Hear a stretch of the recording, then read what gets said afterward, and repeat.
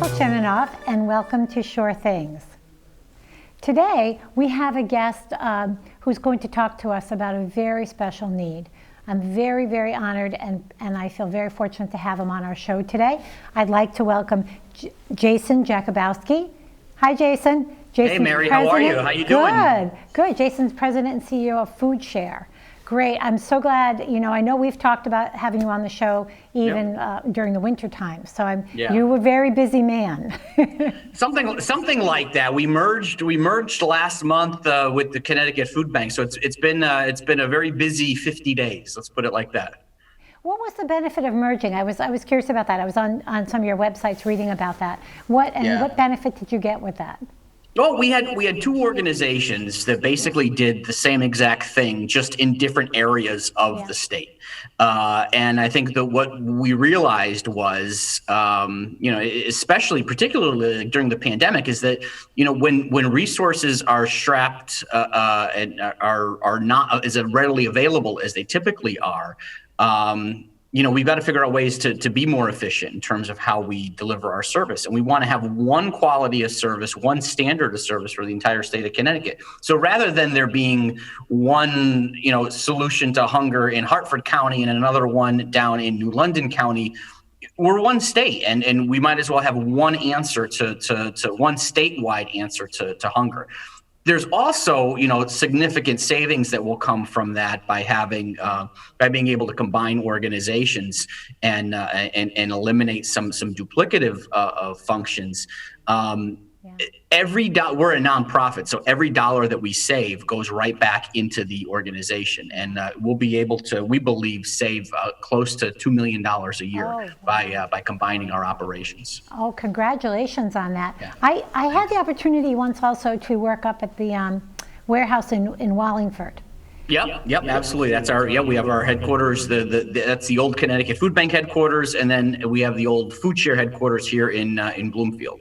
In Bloomfield. So will those still be the two major hubs when you? I think that our ultimate goal would be to have the Wallingford facility obviously is the larger of the two facilities, but we'll always have some presence here in the Hartford area, just like we also have a hub down in Bridgeport. We have a satellite down in Bridgeport. So we'll always have some presence in Hartford, some presence in Bridgeport, and the main building being in Wallingford.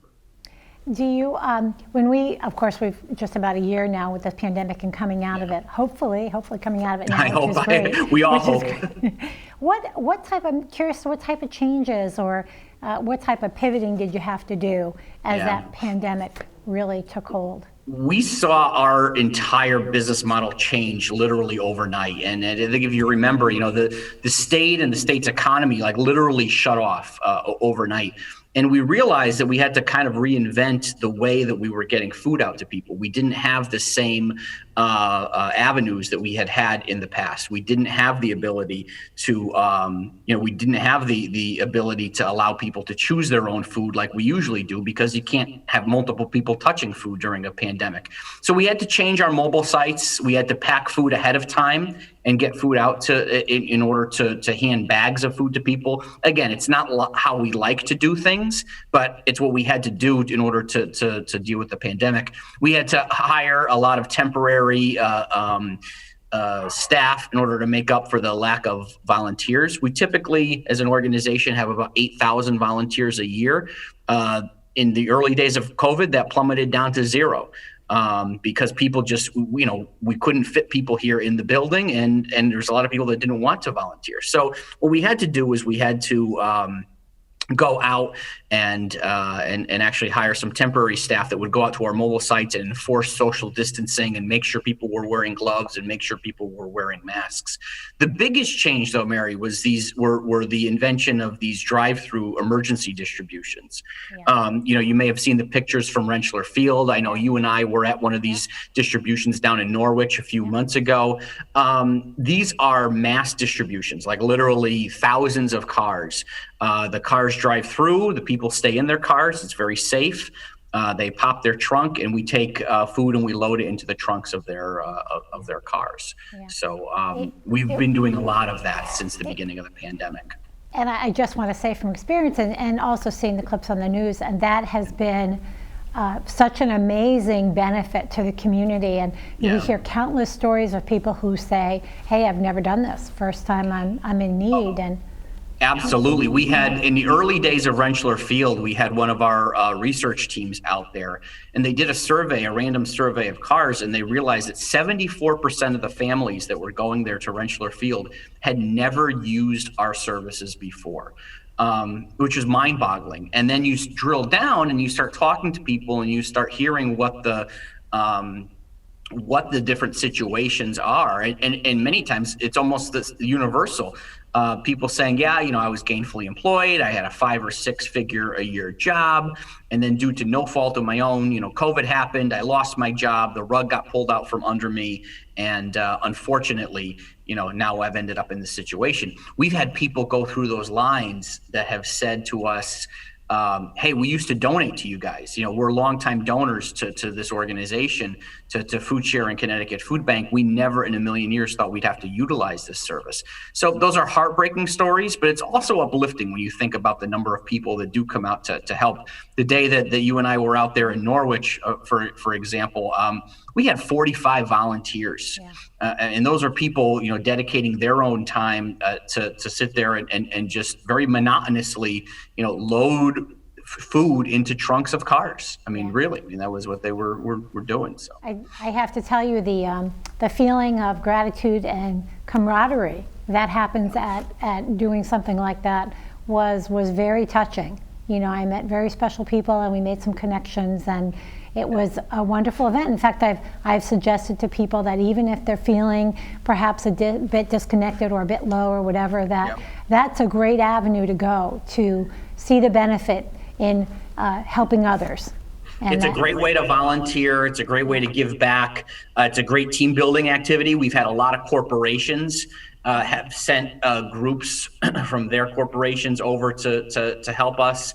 A lot of group, like the day we were in Norwich, the Norwich Fire Department had sent a number of folks down to help us out. We've had the East Hartford Public Works and East Hartford Police Department a number of times up at Rentschler Field. We've had the National Guard up there. It's a great way to give back, but you also get to see firsthand just how this virus has impacted the community as a whole, and it's difficult. It's very, very difficult to see. Besides especially getting the number of volunteers you needed up and running, did you face some other challenges during the pandemic in the Foodshare program? Oh yeah, look, absolutely. The biggest challenge we faced is that we have never spent this much money. Typically, about 75% of our food gets donated by the food industry and by grocery stores. Obviously, if you remember, grocery shelves were very bare back in March, about a year ago. So there wasn't as much product to be able to donate to food banks like Connecticut Food Bank and like Foodshare and every other food bank across the country. This was not something that was unique to us by any means. So we ended up having to purchase food, and that is not something that we're in the business of doing. Last year, or the year before, fiscal 19 as a whole, we probably spent about $350,000 on purchased food. Last year, over these last 12 months, we spent about $3.5 million on purchased food. So it's a very big difference. It's a very big change to our bottom line and to our financial model. The good news in all of that, though, is that I always say, the good news is we have never raised this much money. The bad news is that we've never spent this much money. But people have been very generous. Individuals, foundations, corporations, they have really stepped up to the plate, and they've helped Connecticut Food Bank and Foodshare tremendously over the last year. I'm not sure that we would be able to continue doing what we're doing if it wasn't for the generosity of the Connecticut community. People really stepped up to the plate, and it's really made a difference. And the corporation. So you had to purchase over $3 million. You had to use $3 million. Did that food then actually go out the door? Did you feel absolutely. That? Oh, absolutely. Very, very quickly, in fact. One of the things that we saw was that there was about a 35% increase in the amount of food that our pantries and other sites were taking. That's not even including the amount of food that we were giving out at Rentschler Field and in Norwich and Norwalk and at the other drive-through distributions. So there was definitely a period over last summer where as soon as the food was coming in, it was going out. We couldn't stock it fast enough based on what the needs were of the community at the time. So yeah, it's definitely there's definitely the food definitely moves. It's also more difficult for us to get produce. We've had to purchase produce at rates that we haven't had to purchase produce in the past as well. And we try to get as much nutritious food out to people as possible. I mean, just getting them edible products, it doesn't cut it anymore. We need nutritious product, and obviously nutritious food is more expensive. I mean, we know that just from being in the grocery store. Yeah, we do, and being volunteering in Wallingford, I was actually in the produce section. Yeah. So Oh, great. So you sorted produce. That's good. Yeah, sorting produce, so I can tell that when you talk about high quality food, this food is actually looked at and packaged and making sure it is a high quality food. Yeah. And that's typically what we do is we purchase in bulk, and then we try to. And what you probably did was you probably sorted through the food sorted through the produce to weed out any of the bad produce, and then the good stuff you put in smaller bags so they could be given to people out on a mobile site or at one of our distributions. And I can certainly also testify for the fact that once the pallets were full, the truck that food was out. It was out. That food was going. Especially with produce, you've got to get it out there. We serve about 700 pantries across the state of Connecticut, but we also serve we got about 100 mobile sites across the state of Connecticut in which our truck pulls up, and we are able to bring food to people. And like I said, we try to treat those as kind of like mobile pantries where there is a emphasis on produce and nutritious food. Excellent. Well, thank you, Jason. We're going to take a short break, and we'll be right back to talk more about Foodshare and all the great work they do. Be right back. I'll be here. Because the fight isn't over yet. You will see me choose to protect my community by wearing a face cover. And even with my face covered, you will see me. As a son. As a man with a never quit attitude. As a fighter for change. Join me in wearing a face cover. To help stop the spread of the coronavirus. Because this is one small act of kindness that has the power to make a big difference. Hey, Bobo, do trees tell each other stories? I'm sorry, I'm afraid I don't know that. Hey, why don't we go find out? Listen. Do clouds take naps? I couldn't tell you. Dad, do stars visit their friends? Look!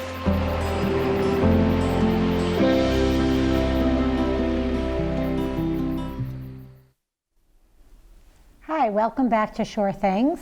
Today, my guest is Jason Jakubowski from Foodshare, President CEO of Foodshare. Welcome back, Jason. Thank you, Mary. I'm happy to be here. Good. Jason, I wondered just a little bit about you. How did you get involved in the whole program? That's the life story question there. I'm a Connecticut guy. I've lived here in Connecticut my entire life, born and raised in New Britain. I've lived in West Hartford for the last 12 years with my wife and my 5 kids. Both of my degrees are from UConn. I met my wife at UConn. Our parents, brothers, sisters, all went to UConn. So, and we are all Connecticut people. So we are typical Connecticut people. Growing up, my parents always instilled a sense of community in my brother and I. And I think it's not I don't know. It's not a coincidence that both my brother and I both lead nonprofit organizations.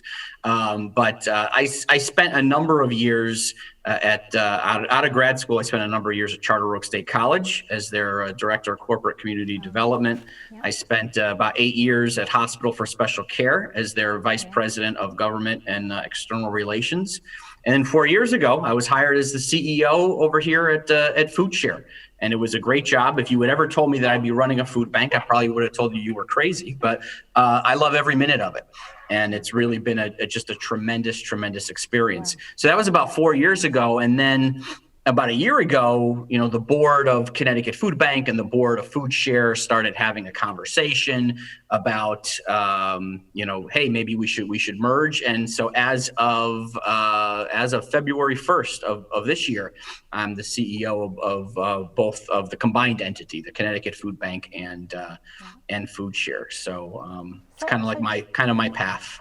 So Jason, I read somewhere on one of the websites that, stay tuned, I thought there was going to be a new label for your entity. We just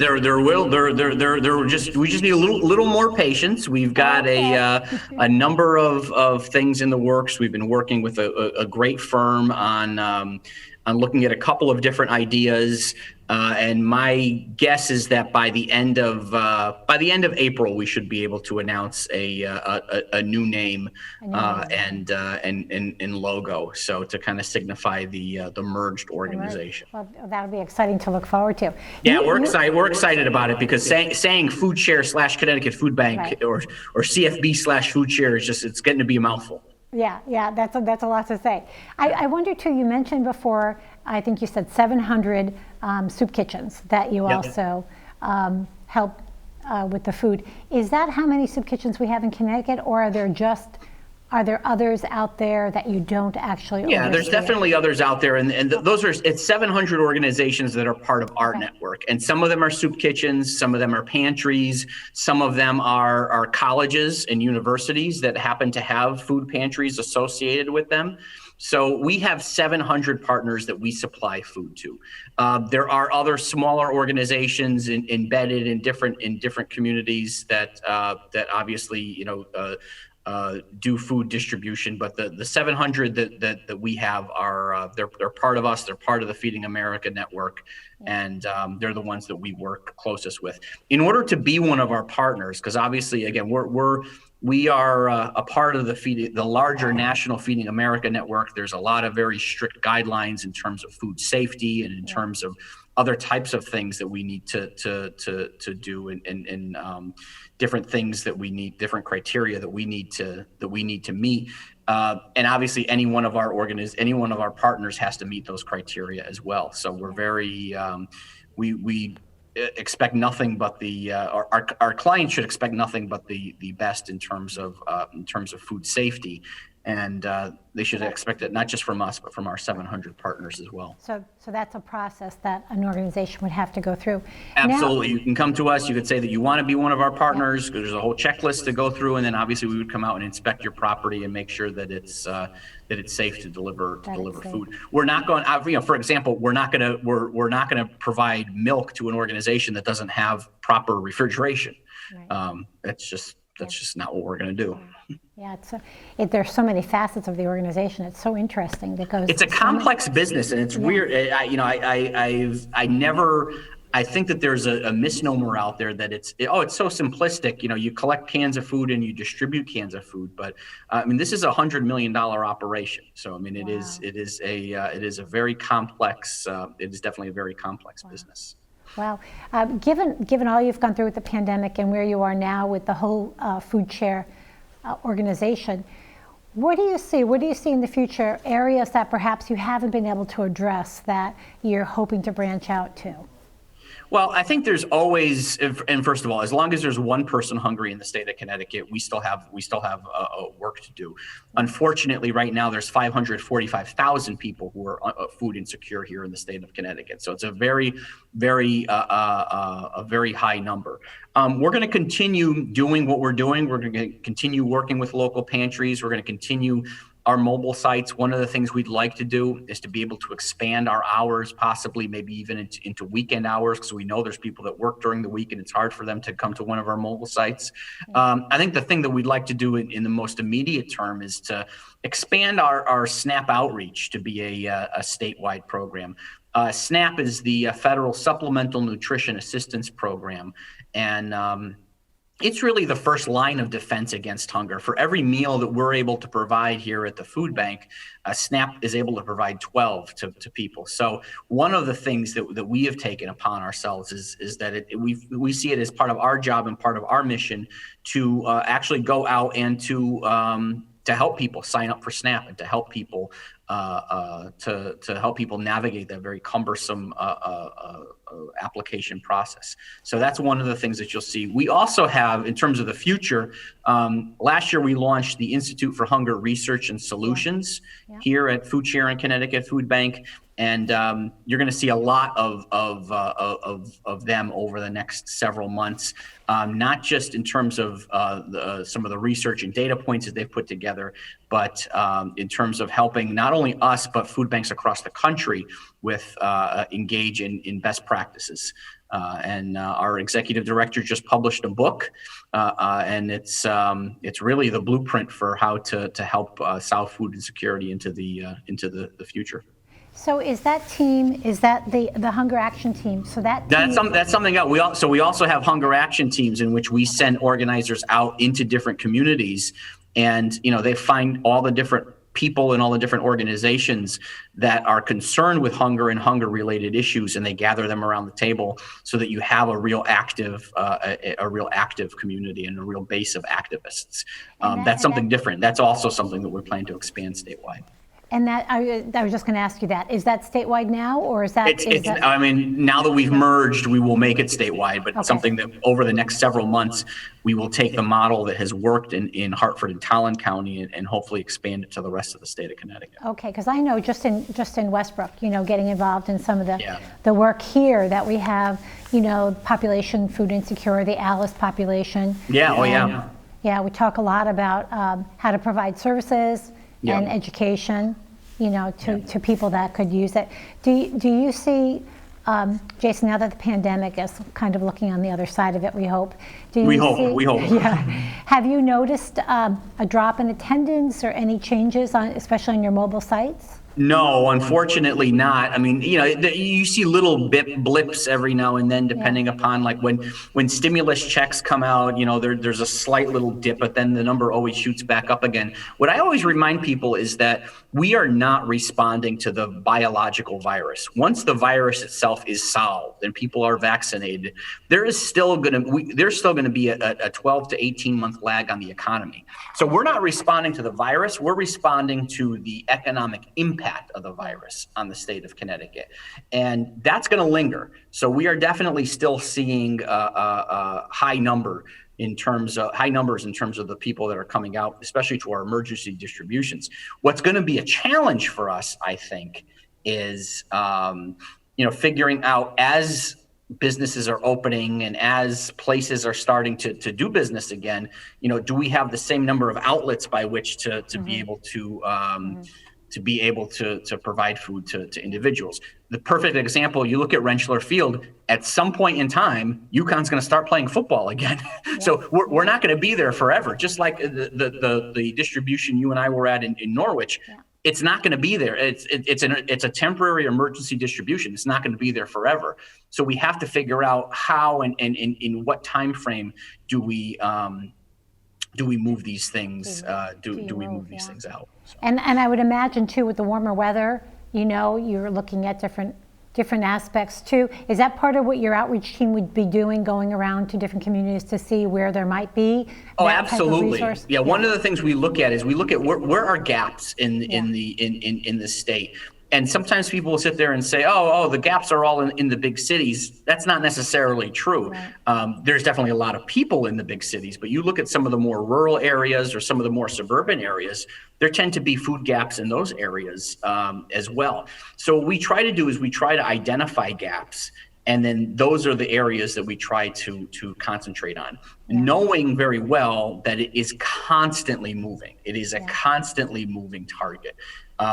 There's always a shift here in the state of Connecticut. No, your work is amazing, and just being able to be part of that and see the impact and the lines of cars and the impact is amazing. So we're very fortunate to have you and the organizations to help address the needs. If somebody wanted to get involved, what would be the best way, Jason, for them The to? easiest way to get involved, you'd be go to one of our websites, either ctfoodbank.org or foodshare.org, either one of them. You could sign up to volunteer. You could sign up to make a donation. We are a nonprofit. We live on donations and on people's volunteer hours. So ctfoodbank.org or foodshare.org. And those are the websites if people were interested. Great. Yep. Well, Jason, I want to thank you again for joining us and for all your work and the organization to help meet the needs of so many communities in Connecticut. So thank you, Mary. Thanks for having me. Hope to see you again. Okay. All right. Thank you. Take care. Till next time. See you next time on Sure Things.